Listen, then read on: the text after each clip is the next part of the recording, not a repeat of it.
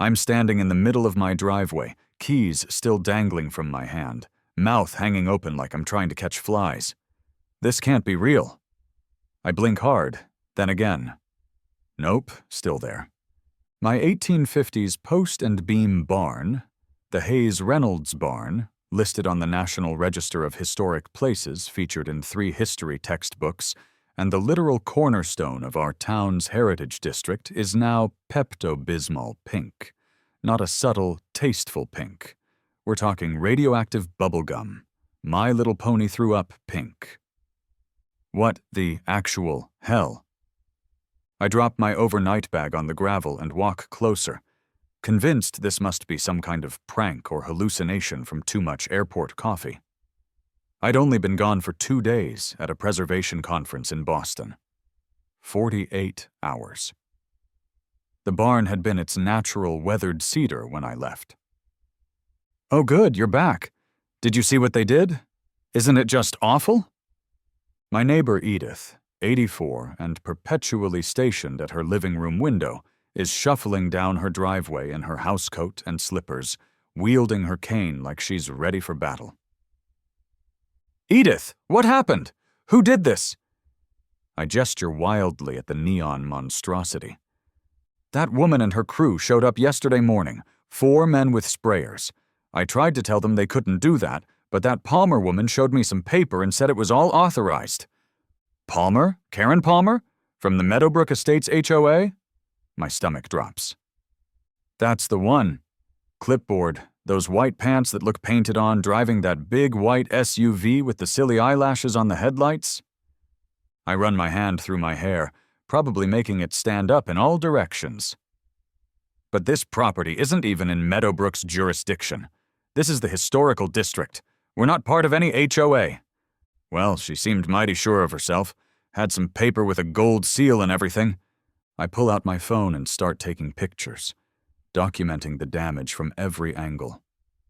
2 centuries of history defaced in less than 2 days. The barn's hand-hewn beams and original cedar shingles now drowning in neon pink. My phone rings. It's Mike from the contractor's office, returning my panicked message from the car. Mike, please tell me you can fix this, I say without preamble. Jesus, Jack, I just pulled up the street and can see it from here. What the hell happened? HOA happened. Karen Palmer. Ah, shit. Say no more. Mike's truck pulls into my driveway, and he steps out, shaking his head. That woman's been on a rampage since they elected her HOA president. Last month she tried to fine the Presbyterian Church for their non-regulation steeple height. The church was built in 1795. Can you help me? This is criminal. This barn survived the Civil War, for Christ's sake. Mike walks around the structure, occasionally touching the paint and looking at his fingers. Good news is they used water-based exterior latex. Bad news is it's going to be a pain in the ass to remove without damaging the original wood. We're talking specialty restoration work, not cheap. I don't care what it costs.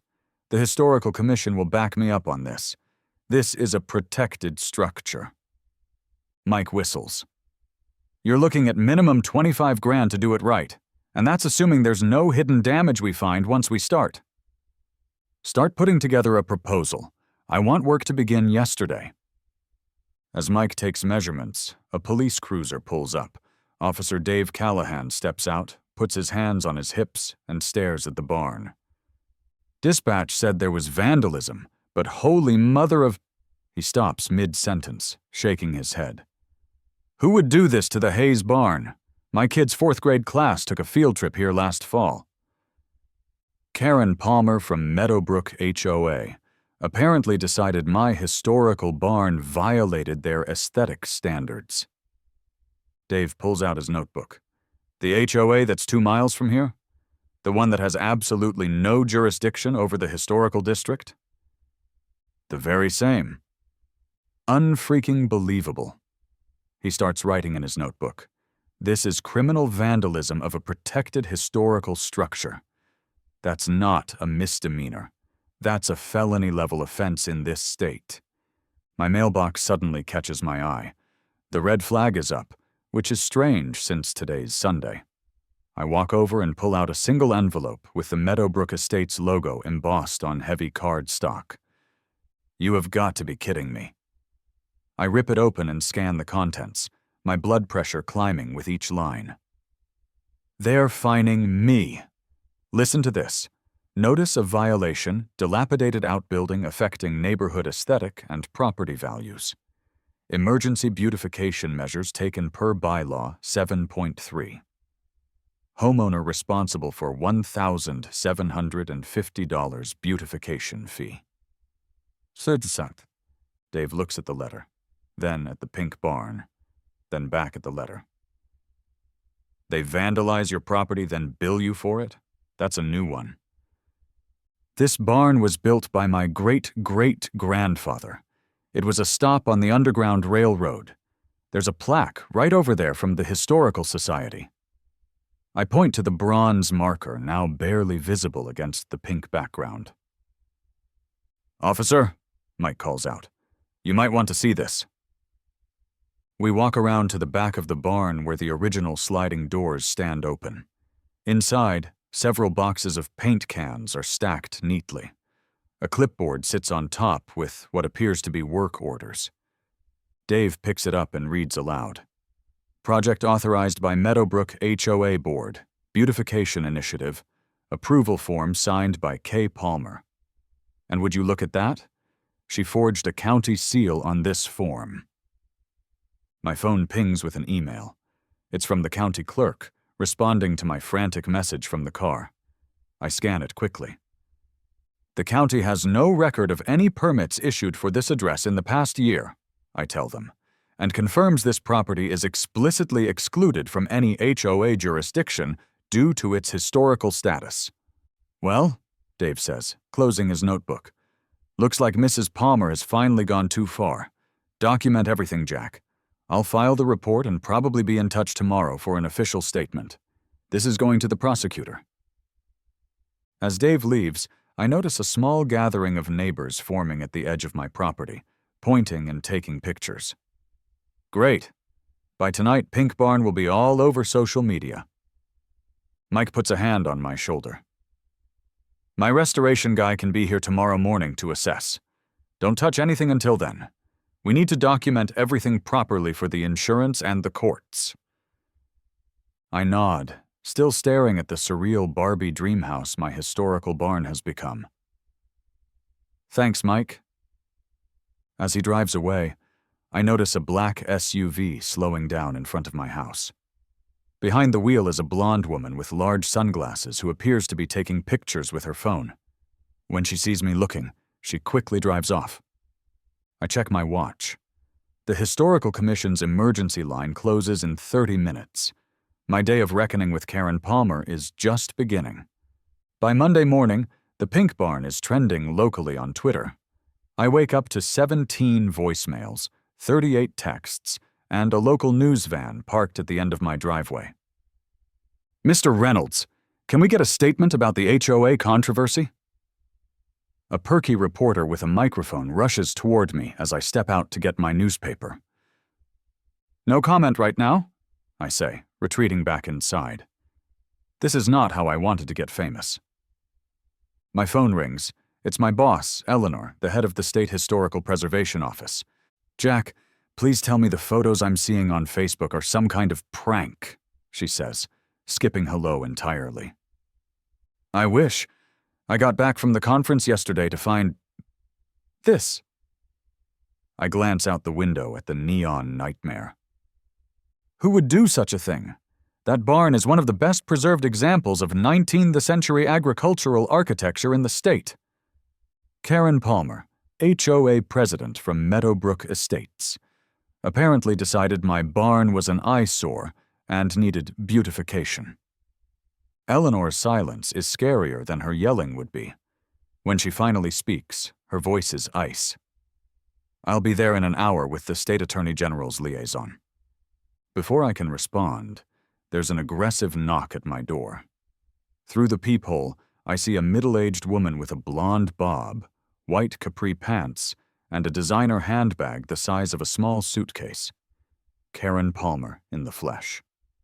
I open the door, but block the entrance with my body. "Can I help you?" She smiles, but it doesn't reach her eyes. "Hi there.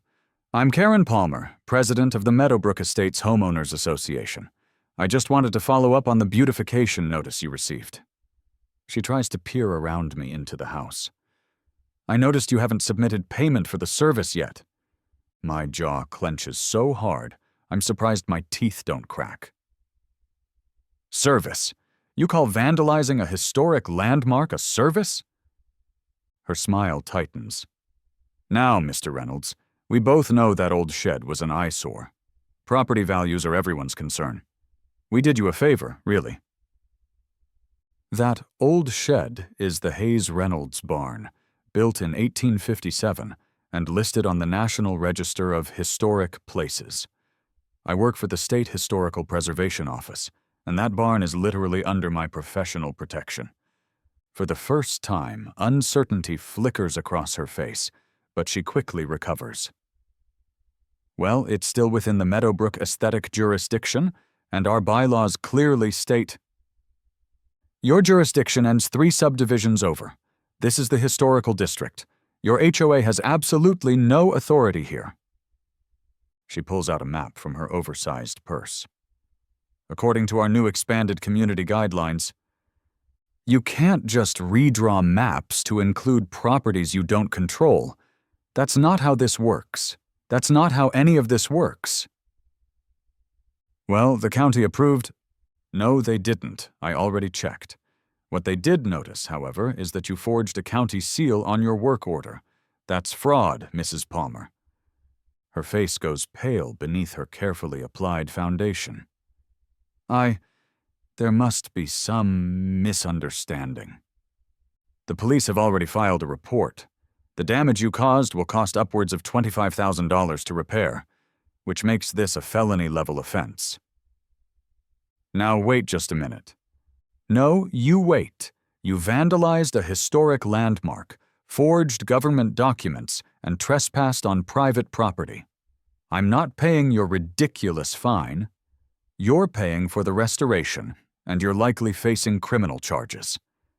Her face contorts with anger. "Do you have any idea who I am? My husband plays golf with the mayor." "I don't care if your husband plays strip poker with the Queen of England. You broke the law, and you damaged an irreplaceable piece of history." "We'll see about that." She turns on her heel and storms back to her SUV, nearly tripping on her wedge sandals. Just as she drives away, a van with preservation restoration specialists pulls up, followed by Eleanor's state-issued sedan. The real battle is about to begin. "The damage is extensive but not catastrophic," says Thomas, the head of the restoration team. "We're standing inside the barn, where he and his crew have spent the morning taking samples and documenting everything. The good news is the paint didn't have time to fully penetrate the old wood. The bad news is we'll need to use specialized techniques to remove it without damaging the original surface." Eleanor nods, making notes on her tablet. "Timeline?" 3 weeks minimum. Could be longer if we find any structural issues once we start. "Cost estimate?" "Preliminary assessment puts it around $30,000. We won't know for sure until we're further along." I wince. Even with the Historical Commission's backing, that's a significant amount. "Document everything meticulously," Eleanor says. "We'll need it all for both insurance and legal proceedings." She turns to me.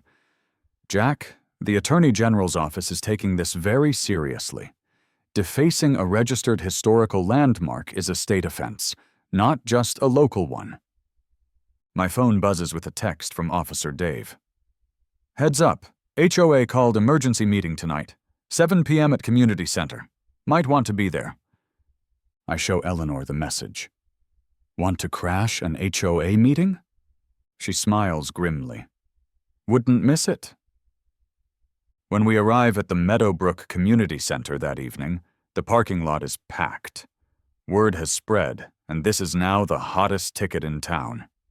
We slip into the back of the room just as Karen takes the podium. "Unfortunate misunderstanding with the Reynolds property," she's saying. "I've consulted with our HOA attorney, and he assures me that our beautification initiative was completely within our rights." A nervous-looking man in an ill-fitting suit stands beside her, looking far less confident than Karen's words suggest. "Furthermore," she continues, "this incident has highlighted the need for expanded HOA oversight to ensure consistent community standards, which is why I'm proposing a motion to officially petition the county to expand our jurisdiction to include the so-called historical district." Murmurs ripple through the audience, some nods of approval, but more looks of concern.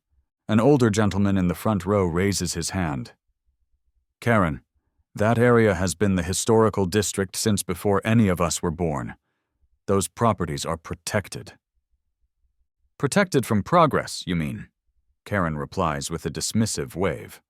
"Those old buildings bring down property values for all of us. Meadowbrook Estates represents the future, not the past."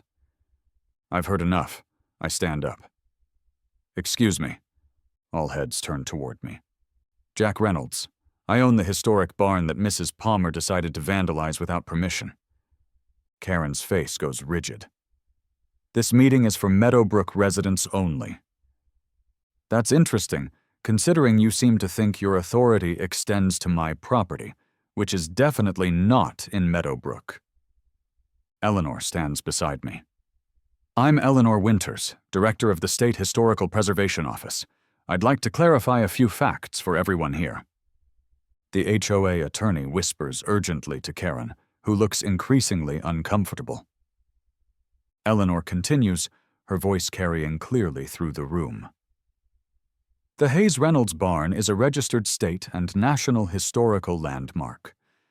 Its historical designation predates the existence of this neighborhood by over 50 years. The damage caused by the unauthorized painting constitutes a state-level offense with potential federal implications." The room goes dead silent. "Furthermore, any individual involved in damaging a protected historical structure can be held personally liable, separate from any organizational affiliation." Eleanor looks pointedly at Karen. "That includes HOA board members who acted without proper authority." Karen's face has gone from flushed to ashen. "Our attorney advised—" The nervous lawyer quickly interrupts. "I never authorized painting someone else's property outside HOA jurisdiction. I specifically advised against it in our last meeting." Karen looks at him in shock. "Gerald?" "It's in the minutes, Karen. I'm not risking my law license over this." An older woman in the front row stands up. "I'm Meredith Simmons, HOA treasurer. For the record, the board never approved this action. Karen told us the county had approved the beautification project for properties adjacent to our development. We were never shown actual documentation." The room erupts in chaos as board members start distancing themselves from Karen's actions. I catch Eleanor's eye, and we quietly slip out as Karen tries desperately to regain control of the meeting. In the parking lot, we can still hear raised voices. "Well," Eleanor says, "that imploded spectacularly." "Think it's enough to get her to back down?"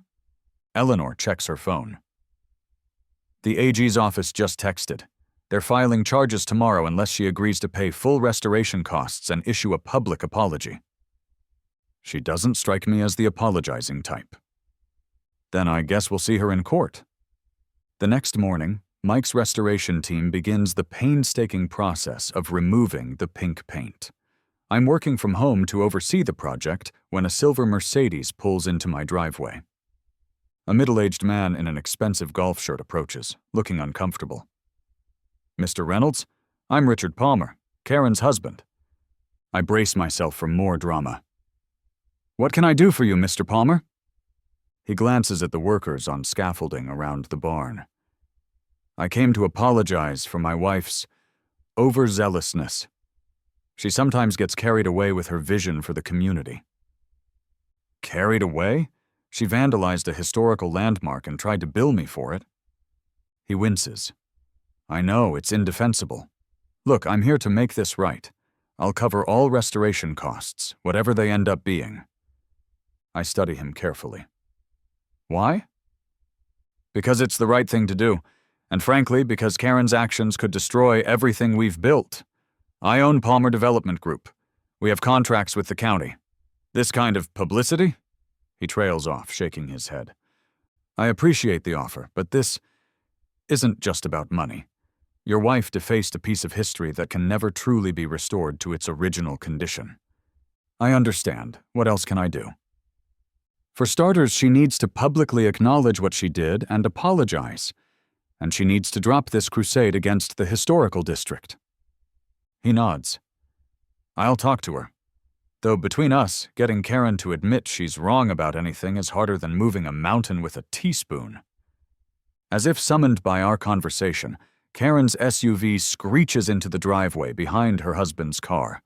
She jumps out, face contorted with rage. Richard, what are you doing here? She stomps toward us in her immaculate white sneakers. Trying to fix the mess you've made, Karen. You can't just go around painting other people's property. I was improving the neighborhood. That disgusting old barn was an eyesore. That eyesore is worth more than our house, Richard hisses. It's a registered historical landmark. Oh, please, it's just an old building. I step forward. That old building was a stop on the Underground Railroad. My ancestor, Joshua Hayes, built it specifically with hidden rooms to shelter escaped slaves on their way to Canada. There are hand-carved markings inside from people who stayed there, people seeking freedom, who left their mark on history. It's not just wood and nails, Mrs. Palmer. It's a physical connection to our past. For a brief moment, I see a flicker of something. Realization? Shame? Cross Karen's face. But it quickly hardens back into indignation. Well, how was I supposed to know that? There should be a sign or something. There is a sign. A bronze plaque from the Historical Society that your pink paint is now covering. Richard looks mortified. Karen, we're paying for the restoration. All of it. And you're going to apologize publicly. I most certainly am not. I was acting in the best interest of the community. It's not your community, Richard and I say simultaneously. A news van pulls up to the curb. The same perky reporter from yesterday approaches with a cameraman in tow. Mr. Reynolds, can we get a statement about the historical barn controversy and— Oh! She spots Karen and Richard.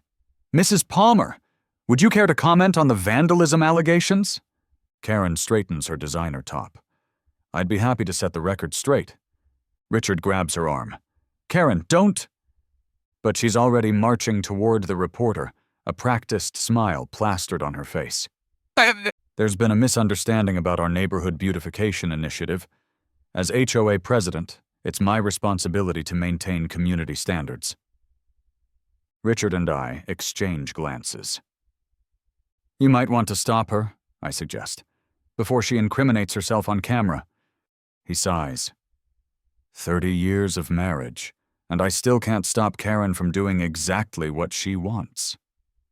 He pulls out a business card and hands it to me. Call my office directly about the restoration costs, whatever it takes to make this right. As he walks toward his wife and the news crew, Tomas, the restoration expert, comes over. Mr. Reynolds, we found something you should see. I follow him into the barn, where his team has carefully removed a section of the pink paint from one of the interior walls. Underneath, barely visible in the wooden beam, are carved initials and a date. J.H. 1,857 inches. Joshua Hayes, my great-great-grandfather. There's more, Thomas says, shining a light on the beam. Below the initials is a tiny carved symbol. A simple line drawing that looks like a lantern. That's a known Underground Railroad symbol. This confirms the historical records. I touch the carving gently, feeling a connection across time. Outside, I can hear Karen's voice rising as she argues with the reporter. None of that matters now. This barn has survived far worse than one entitled woman with a clipboard and a pink paint obsession. Keep going, I tell Tomas. Let's bring her back to how she's supposed to be. 3 days later, I'm supervising the restoration when Officer Dave's police cruiser pulls up alongside a county sheriff's vehicle. Dave approaches with a grim expression. Morning, Jack. Got some news. The prosecutor's office is filing criminal charges against Karen Palmer. Vandalism of a historical landmark, forgery of government documents, criminal trespass, and filing a false police report. False police report? Apparently, after she left here the other day, she went to the station and tried to file charges against you for threatening her. What? I never threatened her. Hence the false part. Unfortunately for her, we have body cam footage from when I responded to your call that directly contradicts her story. The sheriff's deputy approaches. Mr. Reynolds, I have papers to serve on a Karen Palmer. We were told she might be here. As if on cue, the now familiar SUV pulls up. Karen steps out, clutching a thick folder. Mr. Reynolds, I have documentation proving that your property falls within our aesthetic guidelines jurisdiction. The county records clearly show. She stops abruptly at the sight of the law enforcement officers. The deputy steps forward. Karen Palmer, I have a summons requiring you to appear in county court to answer charges of. This is harassment, she shrieks, backing toward her car. I was performing a community service. Ma'am, please take the documents, the deputy says wearily. She snatches the papers, glances at them, and her face goes pale. Criminal charges. This is absurd. I'm calling my attorney. That would be wise, Dave says. These are serious charges. My husband will hear about this, she threatens, as if Richard wasn't already fully aware and trying to make amends. I'm sure he will, I reply calmly. As she storms back to her car, Eleanor arrives with an elderly gentleman I don't recognize. Jack, this is Professor Harmon from the State University. He's our leading expert on Underground Railroad sites. I thought he might want to document the barn now that restoration is underway. Professor Harmon shakes my hand enthusiastically. The Hayes Reynolds barn. I've read about this place for years, but never had the chance to examine it in person. Even with it temporarily pink? I ask. Historical preservation isn't just about aesthetics, young man. It's about protecting the stories these places tell. He peers at the barn with keen interest, though I must say this is the first time I've seen an Underground Railroad site quite so vibrant. Karen's SUV peels out of the driveway, kicking up gravel. What's her hurry? Eleanor asks. Criminal charges, Dave explains. Turns out forgery and vandalism have consequences.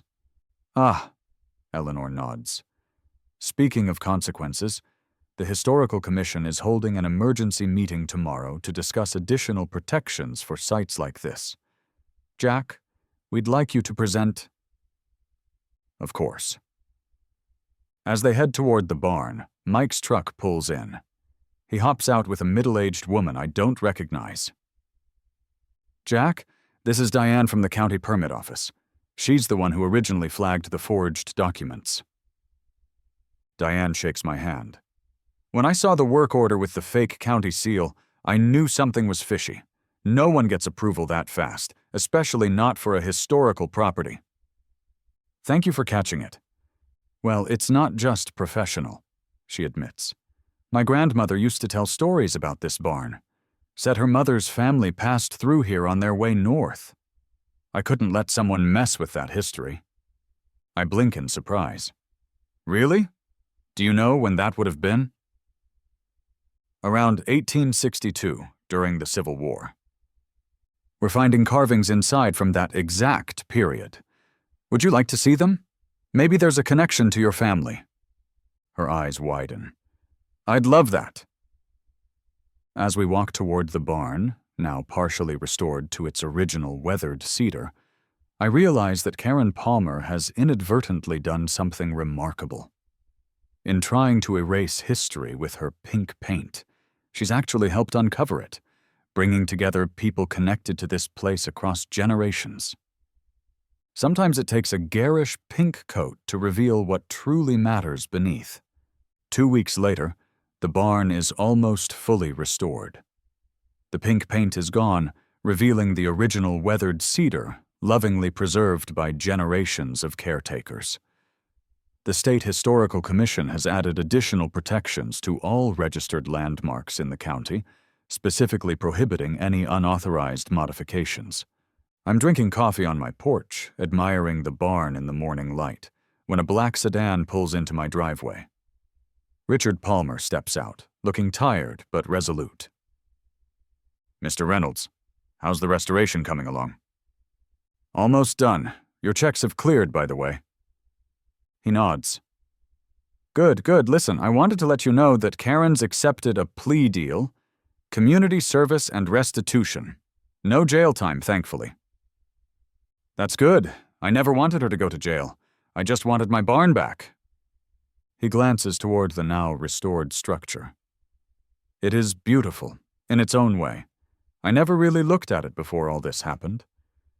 Most people don't. They see an old building, not the stories it contains. Richard shifts uncomfortably. There's something else. Karen's resigned from the HOA. We're actually moving. Fresh start. I'm sorry to hear that. I'm not entirely sure if I mean it. Don't be. It's for the best. This whole thing made us reevaluate some things. Karen's seeing a therapist. Turns out her obsession with controlling everything comes from some pretty deep-seated issues. He looks at me directly. Doesn't excuse what she did, but maybe explains it a bit. I appreciate you telling me. There's one more thing. The new HOA board wants to organize a historical tour of the neighborhood. They were hoping you might help, share some of the history of this place with the newer residents. I'm surprised but pleased. I'd be happy to. As Richard drives away, Professor Harmon's car pulls in, followed by Diane from the county office and several others. They're here for the unofficial unveiling of the restored barn and to document the historical markings we've discovered inside. Quite a turnout, Eleanor comments, joining me on the porch. Who would have thought a coat of pink paint would generate this much interest in local history? She laughs. Sometimes preservation takes unexpected forms. Inside the barn, Professor Harmon is showing Diane a carving that might be connected to her family's journey. Mike and his restoration team are explaining their techniques to interested onlookers. Even Officer Dave has stopped by with his son, who's working on a school project about local history. As I watch this impromptu community gathering, I realize that in her misguided attempt to enforce her vision of neighborhood perfection, Karen Palmer accidentally created something remarkable. A renewed appreciation for the history that surrounds us. Sometimes it takes someone trying to erase the past to remind us why it matters. The barn stands as it has for over 160 years, weathered and imperfect, but solid. A witness to history, now with one more strange chapter to add to its story. The time it briefly turned pink, and in doing so ensured its place in the community's heart for generations to come. I raise my coffee mug in a silent toast to Joshua Hayes, my great-great-grandfather who built this place with such care that it could withstand not just time, but even the determined efforts of the most entitled HOA president in county history. Some things are built to last, despite everything life throws at them, both barns and stories.